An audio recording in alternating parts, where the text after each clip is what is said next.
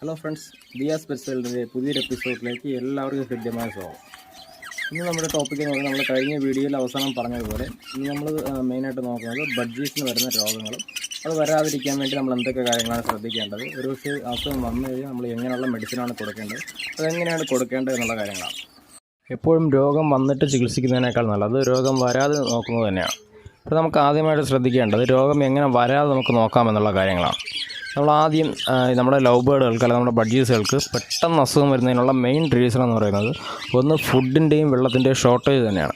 അതായത് ആവശ്യത്തിന് മാത്രം ഫുഡ് കഴിക്കുന്ന ഇവർക്ക് ഒരു സമയത്ത് ഒരു അല്പം ഫുഡിൻ്റെ ഒരു ഷോർട്ടേജ്, അതായത് ഒരു കുറവ് വന്നു കഴിഞ്ഞാൽ അത് അവരുടെ ശരീരഘടനയെയും അവരുടെ ആരോഗ്യത്തെയും നല്ല രീതിയിൽ അത് ബാധിക്കും. അവർ പെട്ടെന്ന് ടയേർഡ് ആവാനുള്ള സാധ്യത ഉണ്ട്. അപ്പോൾ ഒരു കാരണവശാലും ഫുഡിൻ്റെ അളവോ അല്ലെങ്കിൽ വെള്ളത്തിൻ്റെ അളവോ കൂടുതലൊരിക്കലും കുറയാൻ പാടില്ല. അത് കഴിഞ്ഞ് വരുന്നത് കൂടിൻ്റെ വൃത്തിയാണ്. കൂട് നല്ല രീതിയിൽ വൃത്തിയാക്കി സൂക്ഷിക്കുന്നവർക്ക് പെട്ടെന്ന് അസുഖങ്ങളൊന്നും വരാനുള്ള സാധ്യതയില്ല. അടുത്ത് നമ്മൾ പ്രധാനമായിട്ട് കണ്ടുവരുന്നതെന്ന് പറഞ്ഞു കഴിഞ്ഞാൽ ചാറ്റിൽ മഴ കൊള്ളുന്ന കൂടുകളാണ്. ഈ ചാറ്റിൽ മഴ കൊള്ളുന്ന കൂടുകളിൽ കിളികൾ മഴ നനയുകയും അതുപോലെ അവർക്ക് ചെറിയ ജലദോഷം, പനി അങ്ങനെ പോലുള്ള അസുഖങ്ങളൊക്കെ വരാനുള്ള സാധ്യത ഒരുപാടാണ്. അത് കഴിഞ്ഞ് വരുന്ന സാധ്യത എന്ന് പറഞ്ഞു കഴിഞ്ഞാൽ ബേഡ് വിര ഇളക്കാത്തത് കൊണ്ടാണ്. അധികം ആൾക്കാർ അങ്ങനെ ചെയ്യാത്തൊരു കാര്യമാണ് നമ്മുടെ ബഡ്ജീസുകൾക്ക് വിര ഇളക്കാത്തത്. ബഡ്ജീസ് വിര ഇളക്കിയാൽ മാത്രമേ ബഡ്ജീസ് അത്രയും നല്ല ആരോഗ്യത്തോടെയും നമ്മൾ ഉദ്ദേശിക്കുന്ന തരത്തിലുള്ളൊരു റിസൾട്ട് കിട്ടത്തുള്ളൂ. നമ്മളിവിടെ ബഡ്ജീസ് വിര ഇളക്കാതെ നമ്മളിവിടെ ബ്രീഡ് ചെയ്ത ഒരു പെയറിൻ്റെ റിസൾട്ടും അതുപോലെ വിര ഇളക്കിയതിന് ശേഷം പെയർ ചെയ്ത ഒരു ബേഡിൻ്റെ റിസൾട്ട് നമ്മളിവിടെ കാണിക്കുന്നതാണ്. നമ്മുടെ ഈ അസുഖം വരുന്നതിനായിട്ട് പ്രത്യേകമായി കാരണമാകുന്ന മറ്റൊരു കാര്യമാണ് നമ്മൾ ഈ കൂടുകളിൽ ഉറുമ്പോ അങ്ങനെയുള്ള മറ്റ് കാര്യങ്ങളൊക്കെ കയറുന്ന സമയത്ത് ഉറുമ്പ് പൊടി ഉപയോഗിക്കുന്നത്. അതായത് കെമിക്കൽസ് യൂസ് ചെയ്യുന്നത് നമ്മുടെ ബഡ്ജീസിനെ വളരെയധികം അഫക്റ്റ് ചെയ്യും. കാരണം ഈ ഉറുമ്പ് പൊടിയുടെ സ്മെല്ലും അതുപോലെ തന്നെ പൊടിയത് കഴിക്കുകയെല്ലാം ചെയ്യുകയാണെങ്കിൽ ബേഡ് പെട്ടെന്ന് തന്നെ ക്ഷീണിക്കാനുള്ളൊരു സാധ്യത ഉണ്ട്. ഒരു ചെറിയൊരു ക്ഷീണം ഒരു ബേഡിനെ അഫക്റ്റ് ചെയ്ത് കഴിഞ്ഞാൽ അതിൽ നിന്ന് റിക്കവർ ചെയ്ത് വരാൻ വേണ്ടി ഒരുപാട് ടൈം എടുക്കും. അതിപ്പോൾ ഒരുപക്ഷെ ബ്രീഡായിക്കൊണ്ടിരിക്കുന്ന ബേഡാണെങ്കിലോ അല്ലെങ്കിൽ കുഞ്ഞാണെങ്കിലോ അത് വളരെയധികം ക്ഷീണിച്ച് കഴിഞ്ഞ് കഴിഞ്ഞാൽ പിന്നീട് നമുക്കതിനെ റിക്കവർ ചെയ്തെടുക്കാൻ ചിലപ്പോൾ അതിൻ്റെ ജീവൻ തന്നെ നഷ്ടപ്പെടാനുള്ള സാധ്യത ഒരുപാടാണ്. അടുത്ത് നമുക്ക് നോക്കേണ്ട കാര്യം എങ്ങനെയുള്ള അസുഖങ്ങളാണ് ബേഡുകൾക്ക് വരുന്നത് എന്നുള്ളതാണ്. പ്രധാനമായിട്ടും വരുന്നത് നമ്മുടെ ബേഡുകൾ എപ്പോഴും തൂങ്ങിയിരിക്കുന്ന ഒരവസ്ഥയാണ്. ആ തൂങ്ങിയിരിക്കുന്നതിന് ഒരുപാട് കാരണങ്ങൾ കൊണ്ട് ബേഡ് തൂങ്ങിയിരിക്കുന്ന ഒരവസ്ഥ ഉണ്ടാവാം. അതുപോലെ അടുത്ത് വരുന്നത് ഒരു സ്ട്രോക്ക് പോലൊരു അസുഖമാണ്. അത് എല്ലാ ബേഡുകൾക്കും വരാനുള്ള സാധ്യത വളരെയധികം കുറവാണ്. അത് കഴിഞ്ഞ് കണ്ടുവരുന്നത് അറ്റാക്കാണ്. അതും വളരെയധികം സാധ്യത കുറവാണ് ബേഡുകൾക്ക് കാണുന്നത്. അത് കഴിഞ്ഞ് കണ്ടുവരുന്നത് ലൂസ് മോഷനാണ്. ലൂസ് മോഷൻ ഒരു 90% ബേഡ് വളർത്തുന്ന ആൾക്കാർ അഫക്റ്റ് ചെയ്തിട്ടുള്ളൊരു പ്രശ്നം തന്നെയായിരിക്കും ഈ ലൂസ് മോഷൻ എന്നുള്ളത്. അതുപോലെ തന്നെയാണ് ഏറ്റവും പ്രധാനപ്പെട്ട ഒരു കാര്യമാണ് ഈ തൂങ്ങിയിരിക്കുന്നത്. ഈ തൂങ്ങിയിരിക്കുന്നത് കൊണ്ട് നമുക്ക് ഏത് മെഡിസിൻ കൊടുക്കണം എന്നുള്ളൊരു കൺഫ്യൂഷൻ വളരെ അധികമായി കണ്ടുവരുന്നൊരു കാര്യമാണ്. കാരണം ഈ തൂങ്ങിയിരിക്കുന്ന അവസ്ഥ എന്ന് പറഞ്ഞു കഴിഞ്ഞാൽ ഒരുപാട് അസുഖങ്ങൾക്കുള്ള ഒരു സിംറ്റംസാണ്, അതായത് ഒരു ലക്ഷണമായിട്ടാണ് നമുക്കതിനെ കാണാൻ വേണ്ടി സാധിക്കുന്നത്. കാരണം ബേഡ് വിര ഇളക്കിയിട്ടില്ലെങ്കിലോ അല്ലെങ്കിൽ ബേഡിന് ഒരു നേരത്തെ ഫുഡ് കുറഞ്ഞിട്ടുണ്ടെങ്കിലോ അല്ലെങ്കിൽ ബേഡിന് മറ്റ് ശാരീരിക അസ്വസ്ഥതകളുണ്ടെങ്കിലോ നമുക്ക് ബേഡ് തൂങ്ങിയിരിക്കുന്നതായിട്ട് കാണാൻ പറ്റും. അപ്പോൾ അത് എന്താണ് കാരണമെന്ന് ഈ വളർത്തുന്നവർക്ക് കൃത്യമായിട്ട് അറിയാൻ പറ്റും. കാരണം ബേഡ് വിര ഇളക്കിയിട്ടുള്ള ബേഡാണോ, അല്ലെങ്കിൽ ബേഡിന് എത്ര പ്രായമുണ്ട്, ആ പ്രായത്തിനനുസരിച്ചുള്ള ഫുഡ് നമ്മൾ കറക്റ്റായിട്ട് കൊടുക്കുന്നുണ്ടോ, അല്ലെങ്കിൽ ഒരു 6 മാസം ആകുന്നതിന് ബ്രീഡ് ചെയ്യിച്ച ബേഡാണോ, അങ്ങനെയുള്ള എല്ലാ കാര്യങ്ങളും ഒരു ബ്രീഡറിനെ അറിയാവും. അപ്പോൾ ആ ബ്രീഡർ അത് കൃത്യമായിട്ട് തന്നെ നോക്കണം. അതിപ്പം കൃത്യമായിട്ട് വിര ഇളക്കിയിട്ടുള്ള ബേഡാണെങ്കിൽ നമുക്ക് ആ ഒരു കാര്യത്തിൽ ടെൻഷൻ വേണ്ട. അപ്പോൾ ആൾക്കാർ ചോദിക്കും, വിര ഇളക്കാത്ത ബേഡുകൾ നമ്മളിപ്പോൾ ഒരു 10-12 വർഷം കൊണ്ട് ബേഡ് വളർത്തുന്നുണ്ട്, വിര ഇളക്കിയിട്ടില്ല, പക്ഷേ നമ്മുടെ ബേഡിന് ഒരു പ്രശ്നമില്ല എന്ന് പറഞ്ഞ് ചോദിക്കാറുണ്ട്. പക്ഷേ ഒരു കാര്യം മനസ്സിലാക്കുക, നമ്മൾ ഒരു കാരണവശാലും എല്ലാ ബ്രീഡേഴ്സും അല്ലെങ്കിൽ ഇങ്ങനെ കണ്ടിന്യൂസ് ആയിട്ട് ബേഡ് വളർത്തുന്നവരും ഒരു കേജിൽ തന്നെ, അതായത് നമ്മൾ ഒരു ബേഡ് ഒരു 4-5 തവണ എഗ് ചെയ്തതിന് ശേഷം ആ ബേഡിനെ ആരും അധികം അങ്ങനെ കീപ്പ് ചെയ്യുന്നതായിട്ട് കണ്ടിട്ടില്ല. അവരതിനെല്ലാം കച്ചവടമാക്കി അതിനെ സെയിൽ ചെയ്ത് ഒഴിവാക്കുന്നതാണ് കണ്ടിട്ടുള്ളത്. ഒരു 3 അല്ലെങ്കിൽ 4 തവണ കുഞ്ഞെടുത്തതിന് ശേഷം ആ പേരൻറ്റിനെ ഒഴിവാക്കുകയാണ് ചെയ്യുന്നത്. ഇപ്പോൾ നമ്മുടെ കോളനി കേജിൽ വളർത്തുന്ന ബേഡ്സ് ആണെങ്കിൽ പെട്ടെന്ന് തന്നെ നമ്മുടെ ഈ വിരയുടെ ഒരു പ്രശ്നം കണ്ടുവരുന്നില്ല. കാരണം വളരെയധികം നല്ല രീതിയിലുള്ള ഫുഡും കാര്യങ്ങളും നല്ല രീതിയിൽ അവർക്ക് കിട്ടുന്നുണ്ട്. അതുപോലെ ഇലവർഗ്ഗങ്ങളും കാര്യങ്ങളെല്ലാം കൊടുക്കുന്നവർക്കും ഈ വിരയുടെ വലിയ പ്രശ്നം കാണുന്നില്ല. നമ്മളതൊരു കേജ് സിസ്റ്റത്തിലോട്ട് പോകുമ്പോൾ ഒരു ഫോഴ്സ്ഫുള്ളായിട്ട് കൂടുതലായിട്ട് ബ്രീഡാവാൻ വേണ്ടി ശ്രമിക്കുന്ന ബേഡാണ് നമ്മുടെ ഈ കേജിലോട്ട് പോകുമ്പോൾ. നമ്മുടെ കോളനി സിസ്റ്റത്തിൽ കിടക്കുമ്പോൾ പറഞ്ഞാൽ ബേഡിന് കുറച്ചധികം കൂടെ റെസ്റ്റ് കിട്ടുന്നുണ്ട്, നല്ല രീതിയിൽ ഫ്രീ ആയിട്ട് ഫ്ലൈ ചെയ്യാനുള്ള ഒരു സ്പേസ് കിട്ടുന്നുണ്ട്. അതുകൊണ്ട് തന്നെ അവർക്ക് വിരയുടെ ഒരു പ്രശ്നങ്ങളോ മറ്റ് ആരോഗ്യ പ്രശ്നങ്ങളോ പെട്ടെന്ന് കാണുന്നില്ല. ഇത് നമ്മുടെ ബഡ്ജീസിനെ സംബന്ധിച്ചിടത്തോളം മാത്രമാണ്, മറ്റുള്ള ബേഡുകൾ ഇതുപോലെ അല്ല. അത് പ്രത്യേകമായിട്ട് എടുത്തു പറയേണ്ട ഒരു കാര്യമാണ്. കാരണം മറ്റുള്ള ബേഡുകൾ ഇതുപോലെ ഫ്ലൈയിങ് കേജിൽ ഇട്ടിരുന്നിട്ട് ബേഡ് വിരകളക്കാതെ വിട്ടിരുന്നു കഴിഞ്ഞാൽ അത് ഇതിനേക്കാളും വലിയ രീതിയിലുള്ളൊരു പ്രശ്നങ്ങളിലോട്ട് കൊണ്ടെത്തിക്കും. അവിടെ ബഡ്ജീസിൻ്റെ കാര്യം മാത്രമാണ് ഇവിടെ പറയുന്നത്. ബഡ്ജീസിനെ സംബന്ധിച്ചിടത്തോളം ഫ്ലൈയിങ് കേജിലിട്ട് വളർത്തുന്നവർ പെട്ടെന്ന് വിരകളക്കിയില്ലെങ്കിലും വലിയ പ്രശ്നങ്ങൾ അഫക്റ്റ് ചെയ്യുന്നില്ല. കാരണം എന്ന് പറഞ്ഞു കഴിഞ്ഞാൽ മിക്ക കൂടുകളിലും ഒരു ചുടുകല്ലിൻ്റെ, അതായത് ഒരു വെട്ടുകല്ലിൻ്റെ ഒരു പീസ് എന്തായാലും ഉണ്ടാവും. അതിൽ നിന്നുള്ള കഴിക്കുന്ന കല്ലിൻ്റെ കണ്ടൻറ്റ് കാരണം അവർക്ക് വിരയുടെ ഒരു പ്രശ്നം വലുതായിട്ട് അഫക്റ്റ് ചെയ്യുന്നില്ല. അതുപോലെ തന്നെയാണ് നമ്മളെ ഇലവർഗ്ഗങ്ങൾ കിട്ടുന്ന ബേഡുകൾക്കും പെട്ടെന്നൊരു വിരയുടെ ഒരു പ്രശ്നം ഉണ്ടാകുന്നില്ല. പിന്നെ നമ്മുടെ അത് കോളനി കേജിലോട്ട് പോകുമ്പോഴേക്കും മാക്സിമം കണ്ടിന്യൂസ് ബ്രീഡിംഗ് ആയിരിക്കും എല്ലാവരും ചെയ്യുന്നത്. അങ്ങനെ ചെയ്യുന്ന സമയത്തേക്കും ബേഡ് നല്ല രീതിയിൽ വീക്കാവാനുള്ള സാധ്യതയുണ്ട്. അതുപോലെ ഈ വിരയുടെ പ്രശ്നങ്ങളെല്ലാം അപ്പോഴും അഫക്റ്റ് ചെയ്യാനുള്ള സാധ്യതയും വളരെയധികം കൂടുതലാണ്. അടുത്ത് പ്രധാനമായി കണ്ടുവരുന്ന മറ്റൊരു അസുഖമാണ് വയറിളക്കം. ഈ വയറിളക്കം വന്നു കഴിഞ്ഞാൽ ഏത് ബേഡായാലും നമ്മൾ ഫസ്റ്റ് ചെയ്യേണ്ടത് ആ ബേഡിനെ ആ കേജിൽ നിന്ന് സെപ്പറേറ്റ് ചെയ്യുക എന്നുള്ളത് തന്നെയാണ്. അതിപ്പോൾ നമ്മുടെ കേജ് സിസ്റ്റം ആയാലും നമ്മുടെ കോളനി സിസ്റ്റം ആയാലും ബാക്കിയുള്ള ബേഡുകൾക്ക് വളരെയധികം പെട്ടെന്ന് അഫക്റ്റ് ചെയ്യുന്ന ഒരു ബേഡ്, അതായത് അസുഖമാണ് ഈ ലൂസ് മോഷൻ എന്നുള്ളത്. അതായത് കഴിക്കുന്ന ഫുഡ് വഴിയും കുടിക്കുന്ന വെള്ളം വഴിയും നമുക്ക് പെട്ടെന്ന് ഈ വയറിളക്കം എന്നുള്ള അസുഖം മറ്റുള്ള ബേഡുകൾക്ക് പടർന്ന് പിടിക്കും. അത് ഒഴിവാക്കുന്നതിന് വേണ്ടി വയറിളക്കം ബാധിക്കുന്ന കിളിയെ എത്രയും പെട്ടെന്ന് തന്നെ ആ കേജിൽ നിന്ന് സെപ്പറേറ്റ് ചെയ്തിടുക. നമുക്ക് അടുത്ത് നോക്കേണ്ടത് വയറിളക്കം എങ്ങനെയാണ് പെട്ടെന്ന് ഒരു ബേഡിലേക്ക് എത്തുന്നത് എന്നുള്ളതാണ്. ഒന്ന്, ഞാൻ കഴിഞ്ഞ വീഡിയോയിൽ പറഞ്ഞതുപോലെ തന്നെ ബേഡുകൾക്ക് ഫുഡ് ഇല്ലാതിരിക്കുന്ന അവസ്ഥയിൽ അത് നമ്മൾ പുതിയതായിട്ട് ഫുഡ് കൊണ്ട് വയ്ക്കുമ്പോൾ പെട്ടെന്ന് ആർത്തിയോടെ ഫുഡ് കഴിക്കുകയും അത് അവർക്ക് ദഹനത്തിൻ്റെ ഒരു പ്രശ്നം ഉണ്ടാക്കുകയും അങ്ങനെ നമുക്ക് അത് വിരയുടെ വയറിളക്കുന്നൊരു പ്രശ്നം ഉണ്ടാകാൻ സാധ്യതയുണ്ട്. അതുപോലെ തന്നെ ഈ എഗ് ഫുഡ് നമ്മളൊരു 3 മണിക്കൂറിൽ കൂടുതൽ അല്ലെങ്കിൽ 4 മണിക്കൂറിൽ കൂടുതൽ ആ കേജിനകത്ത് വച്ചിരുന്നു കഴിഞ്ഞാൽ അതിൽ പെട്ടെന്ന് ഫംഗസ് പൂപ്പലൊക്കെ ഉണ്ടാകാൻ സാധ്യതയുണ്ട്. അതുവഴിയും പെട്ടെന്ന് വയറിളക്കം ബേഡുകൾക്ക് അഫക്റ്റ് ചെയ്യും. വയറിളക്കം വരാൻ വേണ്ടി മറ്റൊരു പ്രധാനപ്പെട്ട കാരണം എന്ന് പറയുന്നത് നമ്മുടെ ഇലവർഗ്ഗങ്ങൾ തന്നെയാണ്. ഈ ഇലവർഗ്ഗങ്ങൾ നമ്മൾ ഈ വയലിൻ്റെ കരയിൽ നിന്നോ അല്ലെങ്കിൽ പുറത്തുനിന്ന് കടകളിൽ നിന്നോ മേടിക്കുന്ന ഇലവർഗ്ഗങ്ങളാണെങ്കിൽ എന്തായാലും മാക്സിമം ഒരു കെമിക്കലൊരു കണ്ടൻറ്റ് ഉണ്ടാകും. കാരണം ഈ കൃഷി ചെയ്യുന്ന സമയത്തോ അല്ലെങ്കിൽ അവരുടെ ഈ ഇലകൾ ചീത്തയാവാതിരിക്കുന്നതിന് വേണ്ടി ഒരു കെമിക്കൽസ് മിക്കവരും ആഡ് ചെയ്യുന്നുണ്ട്. അങ്ങനെ ആഡ് ചെയ്യുന്ന സമയത്ത് അത് നമ്മളെ ബേഡിൻ്റെ ഉള്ളിലോട്ട് പോവുകയാണെങ്കിൽ അത് ഒരു വയറിളക്കത്തിനുള്ളൊരു സാധ്യതയുണ്ട്. അടുത്ത് കണ്ടുവരുന്ന മറ്റൊരു കാര്യമാണ് ഞാൻ കഴിഞ്ഞ വീഡിയോയിൽ പറഞ്ഞതുപോലെ തന്നെ നമ്മുടെ ഈ ഗ്രീൻ നെറ്റ് ഉപയോഗിച്ച്, അതായത് ഗ്രീൻ കോട്ടിംഗ് വരുന്ന നെറ്റ് ഉപയോഗിച്ച് കേജ് ചെയ്യുന്നവർക്ക് ബേഡ് ഈ ഗ്രീൻ്റെ കണ്ടൻറ്റ് കടിച്ച് കഴിക്കുകയും അത് അവർക്ക് ആന്തരികമായ പ്രശ്നങ്ങൾ ഉണ്ടാക്കുകയും അതുവഴി ദഹനത്തിൻ്റെ ഒരു പ്രശ്നം ഉണ്ടാകുന്ന സമയത്ത് ഇതുപോലെ വയറിളക്കം ഉണ്ടാകാനുള്ള സാധ്യതയും കണ്ടുവരുന്നുണ്ട്. അപ്പോൾ ഇതെല്ലാം നമ്മൾ പ്രധാനമായിട്ട് ഇത് നമ്മുടെ നിസ്സാരമായിട്ടുള്ള നമ്മുടെ മിസ്റ്റേക്ക് കൊണ്ട് ബേഡൊക്കെ അഫക്റ്റ് ചെയ്യുന്ന കാര്യങ്ങളാണ്. പിന്നെ അല്ലാതെ ഈ ക്ലൈമറ്റിൻ്റെ പ്രശ്നങ്ങൾ കൊണ്ടും ബേഡൊക്കെ വരാം. നമുക്ക് എത്രയും പെട്ടെന്ന് തന്നെ അസുഖം കണ്ടുപിടിച്ച് കഴിഞ്ഞാൽ, അതായത് ലൂസ് മോഷൻ ആണെന്ന് മനസ്സിലാക്കി കഴിഞ്ഞാൽ ഉടൻ തന്നെ അതിനെ റിക്കവർ ചെയ്ത് എടുക്കേണ്ടതാണ്. അതിനുള്ള മെഡിസിൻ എന്താണെന്നുള്ളത് ഞാൻ ഈ വീഡിയോയുടെ അവസാനം പറയുന്നതായിരിക്കും. അതിന് വേണ്ടി എടുത്തു പറയുന്ന ഒരു പ്രത്യേക കാര്യമാണ് നമ്മുടെ ഈ ലൂസ് മോഷൻ വരുന്ന ബേഡിനെ പ്രത്യേകിച്ച് മറ്റൊരു കൂടിലോട്ട് തന്നെ മാറ്റേണ്ടത് ഒരു അത്യാവശ്യമായിട്ടുള്ളൊരു ഘടകം തന്നെയാണ്. അടുത്ത് നമുക്ക് പ്രധാനമായിട്ടും കണ്ടുവരുന്ന ഒരു അസുഖമാണ് ഈ അറ്റാക്ക് എന്ന് പറയുന്നത്. അപ്പോൾ ആൾക്കാർ ചോദിക്കാറുണ്ട് ഈ ബേഡ്സിന് അറ്റാക്കൊക്കെ വരാൻ സാധ്യതയുണ്ട്, അത് മനുഷ്യർക്ക് മാത്രമല്ല അറ്റാക്ക് വരുന്നതുള്ളൂ. അങ്ങനെ ഒരിക്കലുമല്ല. ജീവനുള്ള നമ്മുടെ എല്ലാ പെറ്റ്സുകൾക്കും മനുഷ്യർക്കായാലും അറ്റാക്ക് വരുന്നത് വളരെയധികം കോമൺ ആണ്.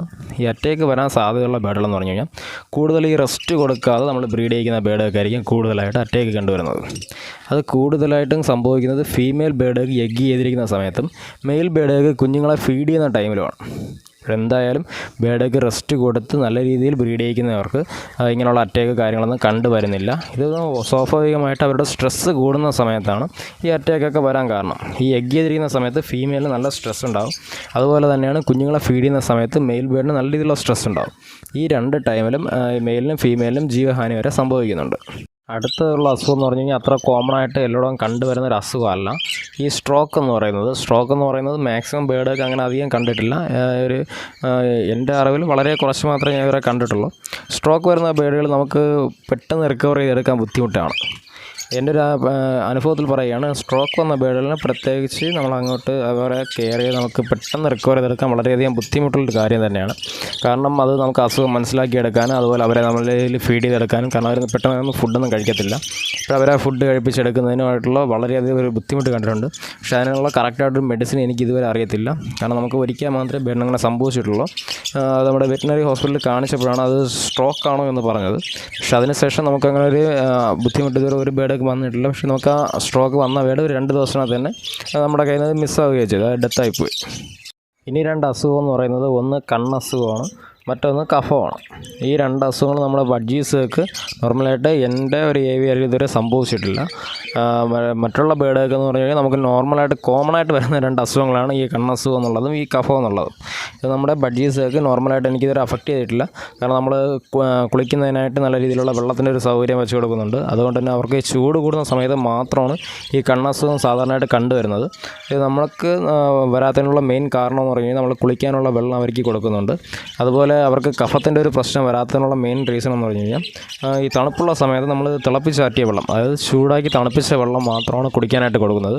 അതുകൊണ്ട് അങ്ങനെയുള്ള അസുഖങ്ങളും ഇതുവരെ ഈ രണ്ട് പ്രധാനപ്പെട്ട അസുഖങ്ങൾ നമ്മളിതുവരെ നമ്മുടെ ഒരു ഏരിയയിൽ ഇതുവരെ കണ്ടിട്ടില്ല. ഈ ഒരു ബ്രീഡിംഗ് കേജ് നമ്മൾ കഴിഞ്ഞ വീഡിയോയിലും കാണിച്ചിട്ടുണ്ടായിരുന്നു. നമ്മൾ നേരത്തെ പറഞ്ഞൊരു കണ്ടൻറ്റ്, അതായത് നമ്മുടെ ഈ വിര ഇളക്കാതെ പെയർ ചെയ്ത് ബ്രീഡായ ഒരു പെയറാണിത്. നമുക്ക് റിസൾട്ട് എന്ന് പറയുന്നത് 5 കുഞ്ഞുങ്ങളാണ്. അതായത് ഇരിപ്പുണ്ട് 5 കുഞ്ഞുങ്ങളാണ്. പക്ഷേ ഈ കുഞ്ഞുങ്ങൾക്ക് ഫെദറൊന്നും ക്ലിയർ ആയിട്ടില്ല. ഇതിപ്പോൾ നമുക്ക് ഇതാണ് ഫസ്റ്റ് കുഞ്ഞ്. ഇതിനും നമുക്ക് ഫ്ലൈയിങ് ഫെദറിൽ വരുന്ന ഒരു 4-5 തൂവൽ റെഡി ആയിട്ടില്ല. ഈ ബാക്കി വരുന്ന ഈ ബേഡൊക്കെ എന്ന് പറഞ്ഞു കഴിഞ്ഞാൽ ബാക്കിയുള്ള ഫെദേഴ്സും ക്ലിയർ ആയിട്ടില്ല. ഇത് വരുന്നൊരു മെയിൻ റീസൺ എന്ന് പറഞ്ഞു കഴിഞ്ഞാൽ ഇത് കണ്ടിന്യൂസ് ബ്രീഡിംഗ് ആയൊരു പെയറാണ്. ഈ പേര് നമുക്ക് കഴിഞ്ഞ തവണത്തെ റിസൾട്ട് കഴിഞ്ഞു. അതായത് കഴിഞ്ഞ തവണ 5 കുഞ്ഞുങ്ങളുണ്ടായിരുന്നു. 3 കുഞ്ഞുങ്ങൾ ഇറങ്ങിയതിന് ശേഷം 2 കുഞ്ഞുങ്ങൾ കലത്തിയിരുന്നപ്പോൾ തന്നെയാണ് ഈ ബേഡ് ബ്രീഡായത്. അതുകൊണ്ടാണ് ഇത്തവണത്തെ കുഞ്ഞുങ്ങൾക്ക് ഇതുപോലെയുള്ള ഈ ഫെദറിൻ്റെ ഈ ഒരു കുറവ് വരുന്നത്. ഇത് നമുക്ക് കാൽസ്യത്തിൻ്റെ കണ്ടൻറ്റ് കൂടുതലായിട്ട് കൊടുത്ത് നമുക്കിതിനെ റിക്കവർ ചെയ്ത് എടുക്കാവുന്നതാണ്. പക്ഷേ ഇത് കൂടുതലായിട്ട് സമയമെടുക്കും നമുക്ക്. ഈ ബേഡ് നമ്മൾ ഇനി അടുത്ത് വിര ഇളക്കുന്നതിന് വേണ്ടി ഇപ്പോൾ നമ്മൾ പെയറെല്ലാം മാറ്റി, അതായത് നമ്മൾ കലമെല്ലാം മാറ്റി അങ്ങനെ ഇട്ടിരിക്കുന്നതാണ്. ഈ ഫീമെയിൽ ബേഡിനെ ഇന്ന് നമ്മൾ ഈ കൂടിൽ നിന്ന് മാറ്റുന്നതാണ്. അത് കഴിഞ്ഞ് ഈ കുഞ്ഞുങ്ങളെല്ലാം ഒരു 2 ആഴ്ചയൊക്കെ ആയി. അതുവരെ 2 ആഴ്ച മെയിൽ ഫീഡ് ചെയ്യും.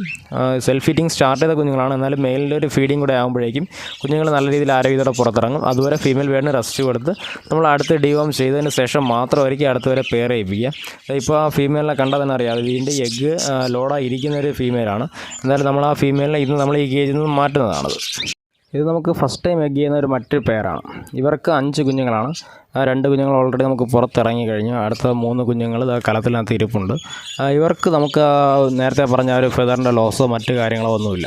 കാരണം എന്ന് പറഞ്ഞാൽ ഈ ബേഡ് നമ്മൾ നല്ല രീതിയിൽ റെസ്റ്റ് കൊടുത്ത് കൃത്യമായിട്ട് 6 മാസം പ്രായമായതിനു ശേഷം പേരയിച്ച് കൃത്യമായി വേറെ ഇളക്കിയ ബേഡാണ്. ഇപ്പോൾ ഈ കുഞ്ഞുങ്ങളെ കണ്ടാൽ അറിയാം, കുഞ്ഞുങ്ങൾ നല്ല ഹെൽത്തിയാണ്. കുഞ്ഞുങ്ങൾക്ക് മറ്റ് ആരോഗ്യ പ്രശ്നങ്ങളോ കാര്യങ്ങളോ ഒന്നുമില്ല. എല്ലാവർക്കും കൃത്യമായ തൂവലുകളും കാര്യങ്ങളുണ്ട്. ഇപ്പോൾ നമുക്ക് ഒരാഴ്ചയോടെ കഴിയുമ്പോഴേക്ക് ഈ കല എടുത്ത് മാറ്റിയിട്ട് ഫീമെയിൽ നമുക്ക് ഇല്ലെന്ന് പിടിച്ച് മാറ്റാവുന്നതാണ്. മെയിൽ നല്ല രീതിയിൽ ഫീഡ് ചെയ്യുന്നതാണ്. ഇനി നമുക്ക് നോക്കാനുള്ള കാര്യം എന്ന് പറഞ്ഞാൽ നമുക്കിനി ഏതൊക്കെ മെഡിസിനാണ്, എങ്ങനെയൊക്കെയാണ് ബേഡേ കൊടുക്കേണ്ടത്, ഓരോ മെഡിസിനും കൊടുക്കുന്നത് കൊണ്ടുള്ള ഗുണങ്ങൾ എന്തൊക്കെയാണെന്നാണ് നമുക്കടുത്ത് നോക്കേണ്ടത്. കാണുമ്പോൾ തന്നെ അറിയാം, നമ്മളിവിടെ ഒരു 8 മെഡിസിൻ നമ്മളിവിടെ യൂസ് ചെയ്യുന്നുണ്ട്. 8 മെഡിസിനിൽ നമുക്ക് സപ്ലിമെൻറ്റും മെഡിസിനും എല്ലാം കൂടെയാണ് നമ്മളിവിടെ വച്ചിരിക്കുന്നത്. ഇതിപ്പോൾ എന്തൊക്കെയുള്ള മെഡിസിനാണ്, എന്തിനൊക്കെയാണ് ഉപയോഗിക്കുന്നത് കൃത്യമായി പറഞ്ഞുതരാം. ഇത് വിമറാൾ നമുക്ക് ആഴ്ചയിൽ 2 ദിവസം എല്ലാ ബേഡുകൾക്കും, അതിപ്പം ഏത് ബേഡായാലും പ്രശ്നമില്ല, നമുക്ക് എല്ലാ ബേഡുകൾക്കും കൊടുക്കാവുന്നുള്ളൊരു മെഡിസിനാണ്. ഇത് നമ്മൾ ബഡ്ജീസിന് കൊടുക്കുമ്പോൾ 100 ml വെള്ളത്തിൽ 2 ഡ്രോപ്പ് ഒഴിച്ച് കൊടുത്താൽ മതി. ഇത് കൊടുക്കുമ്പോൾ മറ്റൊരു കാര്യം ശ്രദ്ധിക്കേണ്ടതെന്ന് പറഞ്ഞാൽ നമ്മൾ രാവിലെ ഈ മെഡിസിൻ ആഡ് ചെയ്ത് കൊടുത്തു കഴിഞ്ഞാൽ വൈകുന്നേരം ആകുമ്പോൾ വെള്ളം എടുത്ത് മാറ്റുക. പിറ്റേ ദിവസം പ്യുവർ വാട്ടർ ആയിരിക്കും വച്ച് കൊടുക്കേണ്ടത്. അതായത് പിറ്റേ ദിവസം നമ്മൾ കൊടുക്കുന്ന വെള്ളത്തിൽ ഒരു മെഡിസിൻ്റെ കണ്ടൻറ്റ് ഉണ്ടാകാൻ പാടില്ല. അത് നമുക്ക് മെയിനായിട്ട് കിട്ടുന്നതെന്ന് പറഞ്ഞു കഴിഞ്ഞാൽ വൈറ്റമിൻസാണ്. വൈറ്റമിൻ ഉള്ളൊരു മെഡിസിനാണത്. നമുക്ക് രോഗപ്രതിരോധ ശേഷിക്ക് അത് വളരെയധികം ഉപകാരപ്പെടും. അടുത്തുള്ളത് ബി കോംപ്ലക്സിൻ്റെ സിറപ്പാണ്. ഇത് നമുക്ക് വളരെയധികം ഹെൽപ്ഫുൾ ആയിട്ടുള്ളൊരു മെഡിസിനാണ്. അതായത് നമുക്ക് ബേഡുകൾക്കുള്ള ബി കോംപ്ലക്സിൻ്റെ ഒരു അളവ്, വൈറ്റമിൻ സി, മറ്റുള്ള കാര്യങ്ങളെല്ലാം നമുക്ക് ഇതിലൂടെ ലഭിക്കുന്നതാണ്. ഇത് നമുക്ക് കൃത്യമായിട്ട് വിമറാളിൻ്റെ അതേ ഡോസിൽ തന്നെ 100 ml വെള്ളത്തിൽ നമുക്കൊരു 2 ഡ്രോപ്പ് ഒഴിച്ച് കൊടുക്കാവുന്നതാണ്. അടുത്ത് വരുന്നത് ലീ 52 എന്ന് പറഞ്ഞു കഴിഞ്ഞാൽ ഒരു ലിവർ ടോണിക്കാണ്. നമ്മൾ മറ്റുള്ള എല്ലാ പെറ്റ്സുകൾക്കും കൊടുക്കുന്നൊരു മെഡിസിനാണ്. ഇത് നമുക്ക് ബഡ്ജീസിന് നമുക്ക് നോർമലി വിര ഇളക്കിയതിന് ശേഷം ആഴ്ചയിൽ ഒരു 2 ദിവസം നമുക്കിത് കൊടുത്താൽ മതിയാവും. അടുത്ത് മെട്രോജലിനേക്കാൾ നല്ലൊരു മെഡിസിനാണ് നോൺ മെട്രോജൽ. ഇപ്പോൾ നമുക്കത് അവൈലബിൾ അല്ലാത്ത സമയത്ത് നമ്മളിത് വാങ്ങിയതാണ്. നമുക്ക് വയറിളക്കത്തിന്, അതായത് ലൂസ് മോഷന് വേണ്ടി ഉപയോഗിക്കുന്ന ഒരു മെഡിസിനാണ്. എല്ലാ ബേഡുകൾക്കും നമുക്ക് ലൂസ് മോഷന് വേണ്ടി മെട്രോജലിനേക്കാളും നോൺ മെട്രോജൽ യൂസ് ചെയ്യുന്നത് ബെറ്റർ ആയിരിക്കും. കാൽസ്യം ബേഡ്, ഇപ്പോൾ ഞാൻ നേരത്തെ കാണിച്ചു തന്ന ബേഡുകൾക്ക്, അതായത് ആ കുഞ്ഞുങ്ങൾക്ക് നമ്മൾ കാൽസ്യത്തിന് വേണ്ടി വെള്ളത്തിൽ ആഡ് ചെയ്ത് കൊടുക്കുന്ന മെഡിസിനാണ്. ഇതിൻ്റെ ഡോസേജ് നമുക്ക് 100 ml വെള്ളത്തിൽ ഒരു 5 ഡ്രോപ്പ് വരെ ഒഴിച്ച് കൊടുക്കാവുന്നതാണ്. പക്ഷേ എല്ലാ മെഡിസിനും നമ്മൾ കാര്യം ശ്രദ്ധിക്കേണ്ടത്, ഇന്ന് രാവിലെ വെള്ളം വച്ച് കഴിഞ്ഞാൽ വൈകുന്നേരം ആകുമ്പോൾ ആ മെഡിസിനുള്ള അല്ലെങ്കിൽ ആ സപ്ലിമെൻറ്റുള്ള ആ വെള്ളം എടുത്ത് മാറ്റിയിട്ട് പിറ്റേ ദിവസം നല്ല വെള്ളം തന്നെയാണ് വച്ച് കൊടുക്കേണ്ടത്. മെഡിസിനാണ് നിമോസിഡ്.